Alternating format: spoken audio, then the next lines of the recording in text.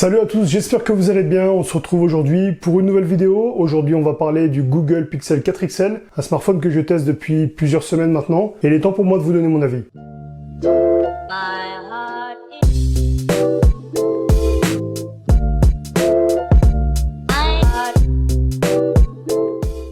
On est sur un écran de 6,3 pouces avec une définition de 3040 x 1440 pixels, AMOLED et en plus 90 Hz. L'écran fait que 82,58% de la surface à cause de l'encoche. Dans cette encoche, on trouve plein de capteurs pour la reconnaissance faciale et ils servent aussi également pour le Motion Sense et le Edge Sense. Le Motion Sense permet, lorsqu'on approche une main, que le téléphone détecte votre main pour le préparer au déverrouillage. Donc voilà, le smartphone a été déverrouillé en 2 temps de mouvement, donc ça c'est vraiment très appréciable.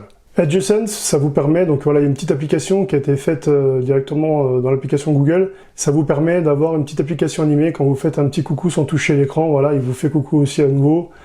Je vous remontre, voilà.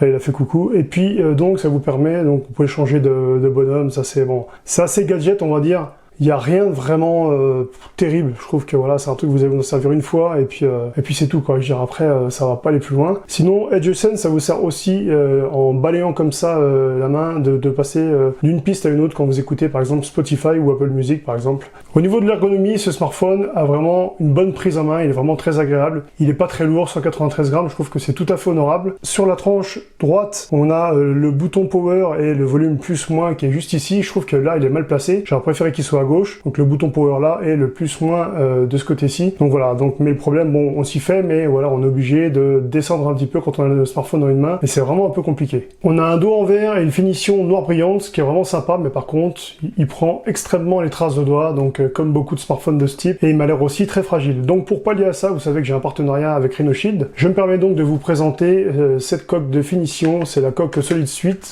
finition carbone, et franchement, elle est magnifique, elle donne un très bel effet à votre smartphone, et en plus elle la protège en cas de chute jusqu'à 3 mètres de hauteur, ce qui est vraiment très bien. Et ensuite vous pouvez rajouter sur l'écran ceci, c'est un screen protector, une protection d'écran anti-choc flex qui vous permet aussi d'éviter beaucoup de casse aussi au niveau de votre écran. Et surtout n'oubliez pas, quand vous rendez sur le site de rhinoshield.fr, que vous avez un code de moins 10% en tapant le code JOTECH, donc ça, ce qui est toujours bon à prendre. Ce smartphone est IP68, c'est-à-dire qu'il est résistant à l'eau et à la poussière. Il n'y a pas possibilité de mettre une carte SD et les haut-parleurs sont stéréo et vraiment très convenables. On est sur du Snapdragon 855, on a 6 Go de RAM et inutile de dire qu'il est vraiment excellent. On est sur de l'Android 10.0 avec une interface Pixel Launcher et je peux vous dire que question fluidité, c'est vraiment le top. En plus, on a un écran 90 Hz et ça fait que c'est vraiment très réactif, il n'y a aucun problème à ce niveau-là. Et ça, c'est vraiment très cool. Et ça, c'est vraiment ce que j'ai apprécié le plus, c'est la navigation sur ce smartphone. Niveau photo, on a 2 capteurs. Le premier capteur photo est de 12,2 millions de pixels. Le deuxième capteur est un téléobjectif x2 de 16 millions de pixels. Il est tout simplement excellent comme Google sait très bien le faire. Et niveau logiciel, vous allez voir, les photos sont vraiment très bien gérées.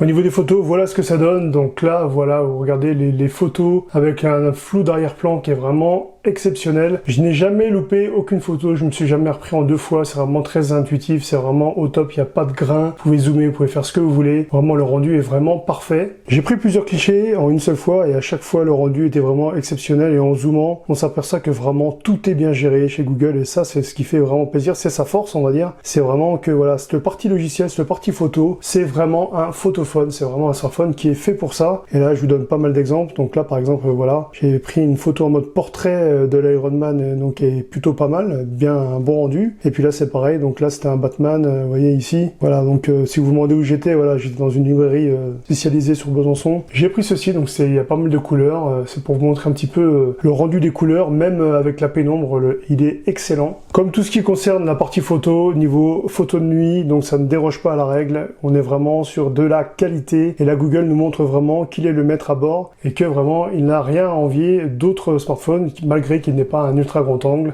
Ces 2 capteurs font vraiment toute la différence et son logiciel est vraiment exceptionnel. Donc les plus de ce smartphone, on a un 90 Hz, c'est un écran OLED vraiment exceptionnel, la fluidité du Pixel 4 XL, la partie photo qui est vraiment au top et un logiciel photo vraiment excellent. Donc les moins, l'encoche qui en 2019 devrait être quand même amené à disparaître, on espère qu'en 2020 il n'y aura plus. Pas d'ultra grand angle, ce qui n'empêche pas à Google d'être quand même un des meilleurs photophones du marché. Pas de micro SD et surtout pas de mini jack, donc ça pareil, donc voilà, en 2020, donc presque 2020, donc c'est un petit peu logique. Voilà, j'espère que ma vidéo vous a plu. Si c'est le cas, n'hésitez pas à lâcher un bon pouce bleu qui va bien. N'oubliez pas de vous abonner à ma chaîne. N'oubliez pas de cliquer sur la cloche de notification.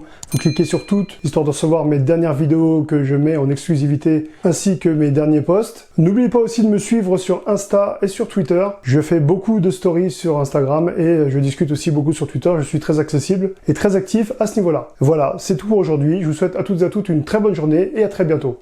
Ciao!